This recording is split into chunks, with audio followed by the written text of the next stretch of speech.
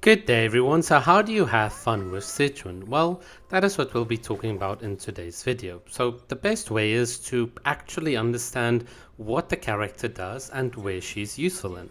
So let's just take a bit of a deep dive into exactly what it is that Sigewinne provides. So in the background here you can see my Yaimiko doing 27,000-ish damage against the enemies. The number really doesn't matter. What matters is exactly what the effect is of having Sigewinne as part of the party, because that's what I want you to see, how the numbers go up. So suddenly from 27 to about 38,500, that's quite a significant improvement just in damage. That is what Sigewinne does. She gives your off-field characters that are using their elemental skills a massive damage boost. So now let's start seeing how we can exploit this.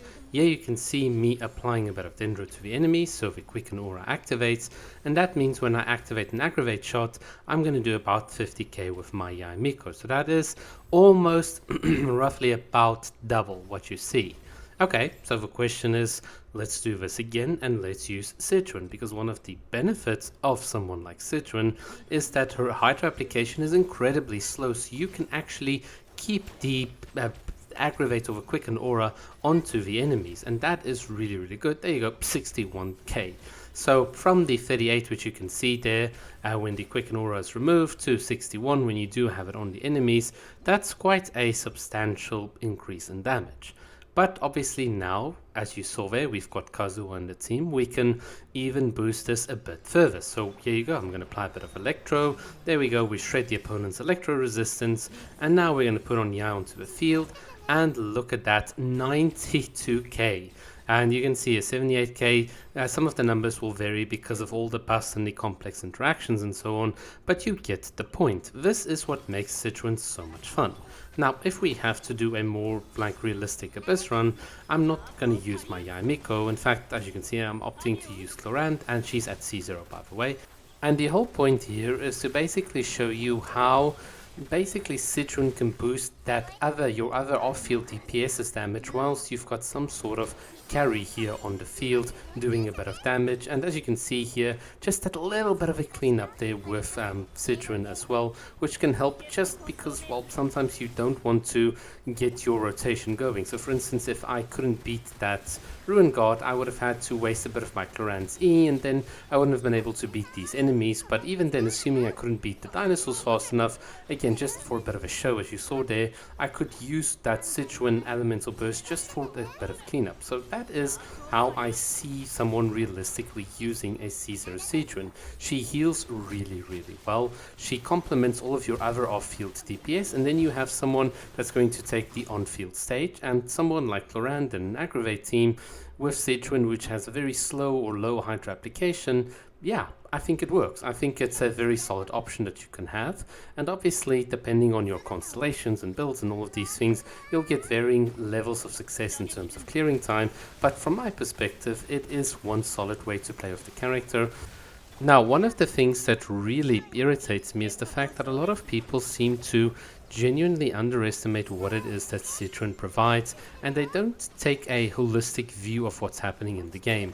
This is the same when Kokomi came out, when Baiju came out, etc. So if you think of a character like Baiju, what does he really do? He's really good at healing the team and providing that aggravate support. That is what makes him really good, and also you can use him in a number of different teams as well. And it's the same here with Sigewinne. Her gimmick is more with being an omni-support for our field elemental skills, and she is also a pretty decent healer, and I think for support characters this is a decent way to take the game. And look at that, boom, 35k healing. So Sigewinne's healing is nothing to scoff at. So once again, this is what Hoyo is trying to do with the healers. You've got different varieties and flavors coming out. You've got the Baiju style, you've got the Kokomi style, you've got the Sigewinne style, and each one of these has different teams and different places where they'll be more optimal or less optimal relative to each other. And I do think that what Hoyo is doing with Sigewinne is that they'll most likely introduce more characters in Natlan that have off-field elemental skill abilities that will use Sigewinne a bit more, especially with her slower hydro application, which can enable you to get more consistent, quicken and aggravate hits, or let's say burning or burgeon or whatever. I don't really know what they're really going to cook up with the character, but the point is, because her hydro application is very, very slow, it's not that she's really interfering with the team, and I think that is a solid way to look at the character. Now, one of the things that I will say is that Sigewinne herself does seem to be really tailor-made as a Furina support, mostly because her healing is periodic and it gives you quite a massive boost in the fanfare stacks periodically, and also it helps with Furina's pets that you can see here off field. So I thought, well, you know, as someone that literally never plays Bennett, Xingshu and Xiangling anymore because they are just boring characters in my opinion, let me do something a bit different on the channel and show you a bit of Bennett and Xiangling and just how Sigewinne herself is just boosting up Furina's damage like crazy.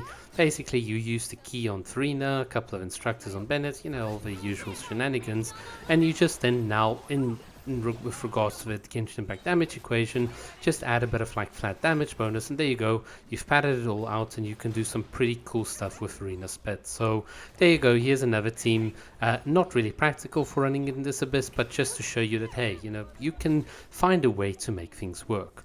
In any case, let's get to the more fun aspect. What is Sigewinne's best team? In my personal opinion, it's going to be the monohydro variant with Furina, Yelan and Kazuha. Mostly because the ease at which you can heal the team is really, really important. Now, historically, we would use Kokomi in that slot, and you can use Kokomi very successfully, but the problem is that the healing, and whilst it's there and it can help build fanfare and so on, it does require you to be well on field with Kokomi to build like the fanfare stacks. And the other issue is that if you don't have C2 Furina, it's just sometimes perhaps not even the most optimal monohydro team that is out there. With C2 Furina, obviously you just build stacks like crazy off one Kokomi jellyfish tick.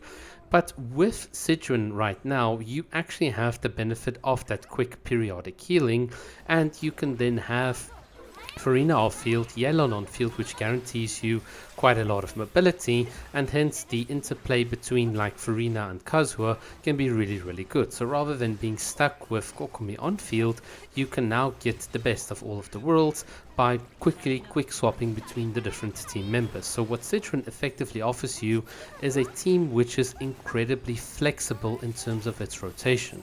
So it's not about whether she calcs higher or lower than Kokomi and all the Fury Crafters and all that nonsense. It's about how easy is it to play, how more flexible is it to play, and I think that's where you find that this team is really, really strong. And whether or not it's better or worse than the Kokomi variant or some other variants, some people even said, well, forget Kokomi and all of these things, use Xingshu, which is a big mistake to make. From my perspective, it's immaterial. What is material is, are there a number of different situations that this team will help me with? And the answer is obviously yes.